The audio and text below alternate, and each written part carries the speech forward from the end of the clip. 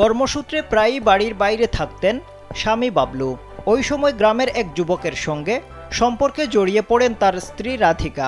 লুকিয়ে লুকিয়ে দেখাও করতে শুরু করেন তারা। এক পর্যায়ে স্ত্রীর বিবাহ বহির্ভূত সম্পর্কের কথা জেনে যান বাবলু। রাধিকাকে প্রথমে সেই সম্পর্ক থেকে বের করে আনার চেষ্টা করেন তিনি, কিন্তু রাধিকা রাজি না হওয়ায় স্ত্রীকে প্রেমিকের সঙ্গে বিয়ে দিয়ে দেন স্বামী। পাশাপাশি বাবলু স্ত্রীকে জানিয়ে দেন 2 সন্তানকে তিনিই মানুষ করবেন। রাধিকাও সেই কথায় রাজি হয়ে যায়। এরপর মন্দিরে রাধিকা এবং তার প্রেমিকের বিয়ের ব্যবস্থা করেন বাবলু নিজেই। ঘটনাটি ঘটেছে ভারতের উত্তরপ্রদেশে। প্রশ্ন হলো, স্বামী কেন এমন সিদ্ধান্ত নিলেন? জানা গেছে, উত্তরপ্রদেশেরই আরেকটি এলাকা মেরুতে সম্প্রতি ঘটে যাওয়া হত্যার ঘটনার পর তিনি এই সিদ্ধান্ত নিয়েছেন। ভারতীয় সংবাদ মাধ্যম এনডিটিভির এক প্রতিবেদন থেকে এই তথ্য জানা গেছে। সম্প্রতি ভারতের উত্তরপ্রদেশের মেরুতে এক ব্যক্তিকে হত্যার অভিযোগ উঠেছে তার স্ত্রী ও প্রেমিকের বিরুদ্ধে।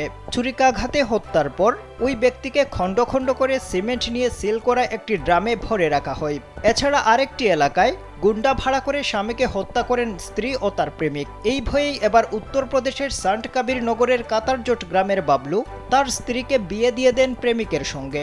ওই নারীকে 2017 সালে তিনি বিয়ে করেছিলেন। তাদের 2 সন্তান আছে। স্ত্রীর এমন সিদ্ধান্তে শ্রমিক বাবলুর আর কিছুই করার ছিল না।